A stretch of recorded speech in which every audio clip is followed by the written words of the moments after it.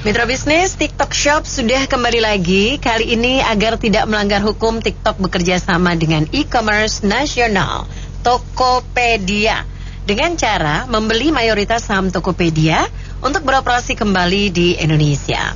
Nah, apa komentar Anda mengenai kembalinya TikTok Shop ini dan apakah hal ini akan juga diprotes lagi oleh para pedagang Tanah Abang? Jika demikian, apa yang harus dilakukan dan oleh siapa? Silakan mitra bisnis, kami tunggu di 633-9160, WhatsApp call 0816924924. Ini ya, saya kalau untuk garment sih ya, setahu saya kan emang China itu kan penghasil kapas ya. Jadi kalau memang mau ngadu harga sama mereka sih nggak mungkin lah. Ya kan, kalau misalnya kita beli dari dia, udah itu kita untungin lagi kan, kena biaya produksi tenaga kerja, nggak mungkin kita bisa menang. Nah, saya nggak tahu untuk bidang-bidang yang lain apakah sama gitu loh.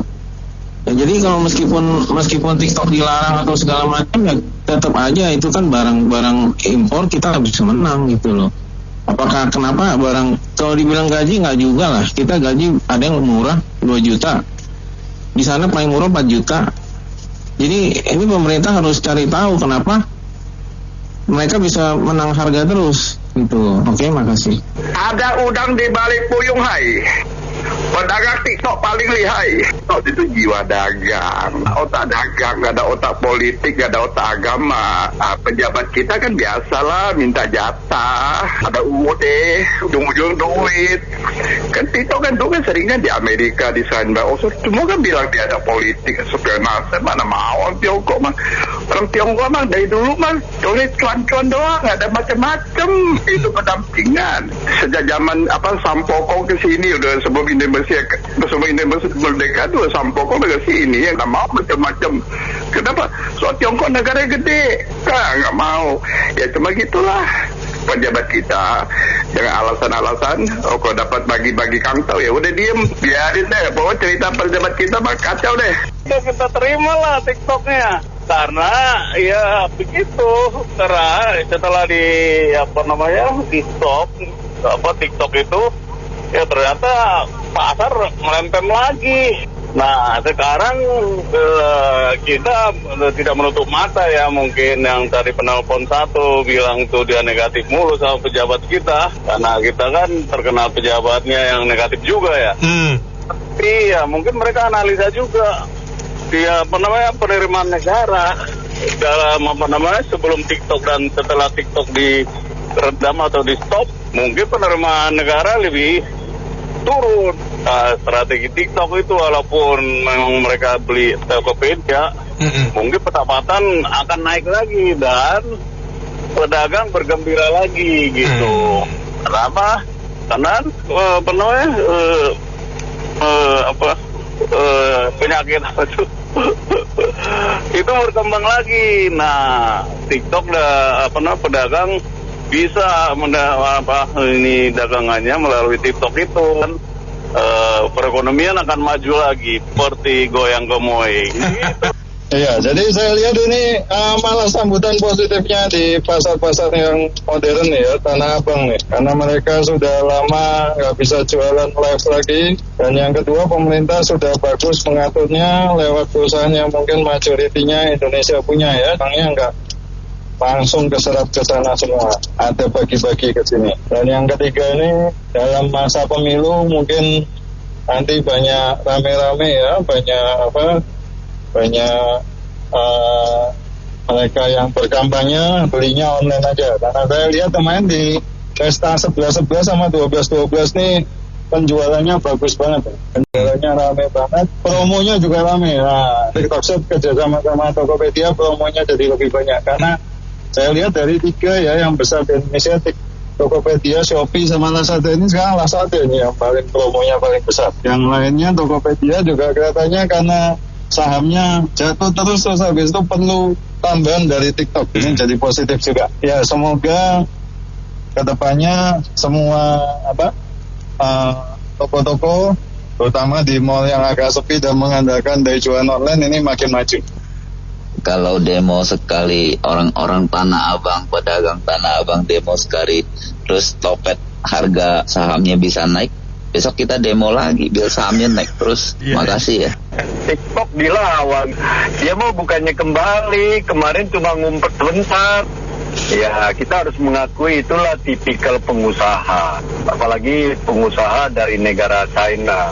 Mereka kan tahu persis Indonesia itu marketnya besar. Ya, mereka mengikutilah aturan di sini yang dari Menteri Koperasi yang melarang itu Pak Teten lah. Tapi kalau dari Menteri Perdagangan jelas kan mendukung. Persoalan paling utama kan bukan di TikTok, dengan media sosial dan lain-lain. Itu cara itu kan nggak bisa dibungkam. Itu pasti akan terjadi terus, dan zaman udah begini. Dia punya customer kan milenial semua. Mungkin yang bicara di sini aja umur-umur yang udah kayak kita-kita ini. Ya target dia adalah anak muda. Nah sebenarnya pokok persoalan yang ada ini kan bukan di TikTok atau cara, produk. Itu kan di situ produk. Indonesia harus bisa melihat, karena persoalan produk itu bukan hanya di baju-baju yang menjadi mendapat saingan yang begitu ketat dari dari China yang import segala macam. Banyak sekali produk Indonesia, dan Indonesia saya kira pemerintah juga udah memeta. Indonesia kuatnya di produk apa? Misalnya sekarang Pak Jokowi udah selalu berkata hilirisasi ya. Indonesia kuatnya di tambang, dan tambang itu harus dibuat nilainya nambah, added value-nya harus ada, yaitu hilirisasi. Wajib smelter diolah, nggak boleh mentah-mentah gini. Lah kalau yang namanya produk-produk kayak baju, sepatu, banyak industri lain, keramik, semua kan kena banyak. Di sana kan produksinya itu memang mereka punya tingkat produktivitasnya tinggi, biayanya bisa rendah, ya mereka pasti akan banyak menguasai. Nah, kita apa yang harus lakukan? Menteri kita yang berhubungan dengan UMKM, ajaklah TikTok bicara bagaimana mendukung mereka, sekaligus memanfaatkan mereka untuk bisa mendukung UMKM kita. Sama win-win, jangan dibungkam, jangan Tanah Abang teriak-teriak di sini bungkam mereka, jangan. Justru manfaatkan mereka untuk bisa mendukung UMKM kita supaya majunya berbarengan. Dengan cara-cara yang semakin efisien, mungkin produk lokal kita lebih bisa bersaing toh, ya kan? Kita nggak bisa mencegah yang masuk. Lihat aja Amerika pun bikin produk-produk mereka yang Zara aja pabriknya buka di Cina, Bangladesh. Artinya mereka kembali import barang itu. Berpikirnya harus positif lah. Mengenai TikTok Shop ya, kalau dibuka lagi sih alhamdulillah saya bersyukur. Kalau bisa dagang lagi lewat shop online itu. Cuma kalau kita mencantumkan nomor telepon atau alamat, tolong nomor telepon GSM kita, HP atau rumah atau kantor atau apa jangan disadap-sadap. Karena sekarang sudah mulai menyadap-nyadap nomor telepon orang lain, apalagi yang dagang-dagang. Diambil bayarnya, pembelinya atau siapa gitu yang menguntungkan kita. Itu sudah terjadi sih. Makanya kemungkinan kalau kita taruh nomor telepon di iklan sholat apapun, ya hati-hati kalau tersadap. Karena kalau kita punya pembeli bisa diambil sama penyadap, dan lain-lain itu yang untung si penyadapnya. Itu kalau lewat TikTok atau bukan lewat TikTok sekalipun, itu terjadi penyadapan kemungkinannya. Iya, kalau kemarin kan TikTok dilarang oleh pemerintah karena platformnya ya dia jualan tapi di media sosial, itu nggak boleh. Nah sekarang TikTok buka lagi tapi masih jualan di media sosial yang sama. Nah ini yang masih dipertanyakan nih, walaupun dia mengatakan udah membeli saham mayoritas Goto ya, tapi cara jualannya ini justru yang dilarang oleh pemerintah. Jadi mereka masih punya waktu katanya sekitar 3 bulan ke depan untuk masa adaptasi menggunakan sistem yang baru. Nah kalau dikatakan apakah akan diprotes lagi oleh pedagang Tanah Abang, dari awal memang menurut saya sebenarnya TikTok itu bukan saingan pedagang Tanah Abang ya, karena dia sebagai penyedia platform pasarnya, pasar online, sedangkan yang jualannya itu yang jadi pesaing, di mana yang dagang di TikTok itu sebenarnya distributor besar yang sebenarnya harganya bisa lebih murah karena memutus rantai distribusi yang begitu panjang. Makanya pedagang Tanah Abang jadi kurang bisa bersaing jika diadu dengan distributor besar di TikTok. Jadi ya kalau mau protes ya harusnya semua ditutup. TikTok, Tokped, Shopee dan semua e-commerce tuh nggak boleh. Atau pedagangnya dibatasin, hanya UMKM yang boleh dagang situ. Jadi itu yang baru fair. Dari saya itu aja, terima kasih. Itu aduh, bagus lah katanya TikTok udah buka lagi, tapi hati-hati loh, itu yang UMKM lokal tetap diperhatikan. TikTok udah buka lagi, yang penting itu UMKM-nya asal tertanaman diperhatiin, itu jangan sampai bangkrut nanti gagal kalah saing gitu. Saya udah lihat ya, TikTok sudah buka lagi, bisa dibilang itu persis seperti yang dulu lah, hanya berubah warna gitu kan, jadi hijau. Nah, tapi yang dibilang bahwa itu jualannya mau lewat Tokopedia itu ternyata enggak gitu. Kalau dari TikTok itu ada orang yang ngiklan gitu, kemudian dipencet yang kuning, bukan larinya ke Tokopedia gitu, tapi larinya ke sebelahnya juga, TikTok juga gitu, seperti yang dulu, tidak ada perubahan gitu. Nah, jadi dia hanya membeli, hanya dia menaruh saham, menaruh duit di Tokopedia gitu kan. Nah, itu jadi semacam, hanya semacam ya dia invest gitu kan ke Indonesia gitu, kemudian dia ikut boleh sekarang diizinkan untuk kembali berbisnis gitu kan TikTok. Nah, itu yang terjadi. Yang kedua, kaitannya dengan pedagang Tanah Abang itu, saya kira masalahnya adalah yang barang-barang yang dijual di TikTok itu barang dari mana, kan itu yang kemarin dimasalahkan. Kalau barangnya adalah barang-barang lokal, mau lewat TikTok, mau lewat Tokopedia, lewat yang manapun itu bagus gitu. Cuman kalau yang dijual adalah barang-barang impor, 90% barang impor itu ya, mau lewat platform apapun tetap aja akan merugikan industri dalam negeri gitu ya, akan merugikan semua UMKM industri ya, bukan pedagang ya. Kalau pedagang mah dia pakai platform yang apa aja dia bisa main gitu. Nah, ini masalahnya yang kemarin orang pada teriak-teriak gitu, pedagang UMKM ini jilbab aja, orang itu mak-mak yang bikin jilbab aja buat kepentingan dalam negeri gitu kan, buat kepentingan teman-temannya saja, tidak bisa bersaing karena tiba-tiba muncul jilbab impor gitu yang harganya cuma 7.000 misalnya gitu, yang akan menghancurkan ekonomi Indonesia kalau ini dibiarkan terus gitu. TikTok Show itu kok nggak bekerja sama dengan UMKM ataupun dengan pedagang Tanah Abang gitu loh, kalau yang malah Tokopedia, berarti kan nanti UMKM sama pedagang Tanah Abang itu harus izin dengan Tokopedia atau harus kerjasama dengan Tokopedia gitu, bagaimana? Sebetulnya sejak awalnya ditutupnya TikTok juga nggak jelas alasannya menurut saya ya. Pemerintah itu seringkali membuat aturannya itu jadi gimana ya, maju mundur, buka tutup lagi gitu. Karena memang nggak jelas kajiannya itu seperti apa. Alasannya katanya mengalahkan ini UKM, mematikan UKM gitu kan, tutup. Tapi sekarang dibuka lagi dengan menggandeng Tokopedia. Terus bedanya apa gitu loh? Ini saya juga bingung.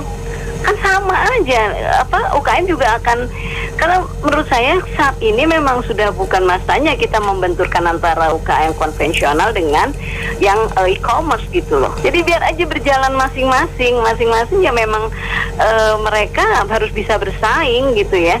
Jangan nanti rame lagi, ditutup lagi, nanti dibuka lagi, nggak ada kepastian di negeri ini. Lalu kalau investornya nggak ada, yang disalahkan buruh, katanya upahnya mahal. Aturannya loh yang nggak jelas, yang membuat bingung pengusaha. Lalu mereka udah modal, udah belanja, ditutup lagi, kan susah. Kalau misalnya sejak adanya online, kita kan barang kita itu dijajarin bersama dengan barang yang lain ya. Jadi udah pasti itu persaingan harga gitu loh. Kecuali itu barangnya benar-benar jarang ada yang bisa buat gitu ya. Jadi dengan adanya TikTok ya menurut saya menambah persaingan itu. Jadi kalau mau misalnya mau membela UMKM atau pedagang sih enggak sih. Udah pasti ini sulit, persaingan harga terus gitu loh. Jadi dan ditambah lagi kalau mereka datang, mereka kan warga negara asing ya, datang langsung jualan. Yang mana mungkin menang lagi lawan dia, harganya dia udah lebih murah lagi gitu loh. Gitu aja sih, makasih. Mas masalah TikTok comeback sih, itu sih fine-fine aja kalau menurut saya. Memang marketplace untuk e-commerce kan memang sudah terbentuk ya, udah lama. Ada Tokped, ada Shopee, ada Lazada dan lainnya lah gitu. Dan menurut saya itu semakin banyak e-commerce semakin bagus. Sehingga bagusnya kenapa menurut saya? Sehingga masyarakat kita ini bisa membeli dengan harga yang bersaing gitu loh, dengan harga yang memang kompetitif gitu loh. Nah, tetapi kalau kaitannya sama pedagang tanah abang kan identik dengan garment ya. Garment itu kan menurut saya memang mungkin 50% itu ada nilai estetika yang mana harus dilihat, dirasakan gitu loh, harus on the spot gitu loh, harus kopi darat. Nah, seharusnya Tanah Abang justru menjadi kalau menurut saya sih dalam melakukan usaha. Kenapa? Karena galerinya udah nggak perlu dia tampilkan, galerinya ada di Tokped, ada di TikTok misalkan dalam hal garment gitu loh. Tetapi saya yakinnya tidak semua konsumer yang belanja online itu dengan easy gitu belanja langsung, kecuali barangnya standar. Contoh nih, kaos kaki misalkan, itu kan bagian dari garment Bu, ya kan? Nah, itu saya yakin banyak orang membeli online, sama seperti saya juga beli online kaos kaki olahraga. Tetapi ketika saya mau beli sepatu aja yang Yonex gitu loh, yang buat badminton, saya nggak pernah berani beli di Tokped ataupun di Shopee, atau nggak berani sama sekali. Saya beli raket badminton yang mereknya Liming, nggak berani saya beli di online. Takut tipu. Pun ada description-nya grade 1, grade 2, ya kan, grade original. Tetapi kita harus pegang, kita harus rasakan gitu. Ada kopi daratnya. Dan masih banyak barang-barang lain yang harus offline gitu loh. Tapi segi positifnya dengan adanya marketplace ini, e-commerce ini, justru toko-toko offline, ya salah satunya juga saya buka optik juga. Nah, itu justru menjadi galeri kita yang gratis gitu loh. Kita nggak perlu yang kayak gini-gini. Nanti orang datang, ada nggak yang kayak begini? Oh, ada merek. Nah, jadi kalau pikir positif ke depan, pertumbuhan ekonomi akan semakin baik, daya beli masyarakat akan semakin terjaga. Harganya itu dengan harga yang kompetitif gitu loh. Bagi pedagang offline, jadikan mereka itu yang online itu, yang e-commerce itu galeri kita, galeri gratis. Dan kita harus terus memantau bagaimana ekspektasi dan willing atau keinginan dari masyarakat pembeli dalam hal ini gitu loh. Tuh banyak barang yang harus dilihat langsung, yang harus, apalagi kacamata kayak saya, harus saya periksa. Kalau nggak ada ukuran yang enak, nggak ada artinya tuh. Mau mereknya Rodenstock, mau mereknya Puma sekalipun yang harganya jutaan, nggak ada artinya. Nyaman yang hidup adalah ukuran. Apalagi ya ini agak bersifat medis. Ya garment pun seperti itu. Ya kecuali kaos kaki, maaf ya, celana dalam gitu loh, ya kan. Nah, sabun-sabun ya itu wajar lah gitu loh. Itu memang standar ya. Gitu ya. Terima kasih Pak Zuli. Baik mitra bisnis, kita cukupkan sampai di sini opini komentar Anda kami tampung dalam Businessman Opinion. Terima kasih yang sudah bergabung. Mary Agustin.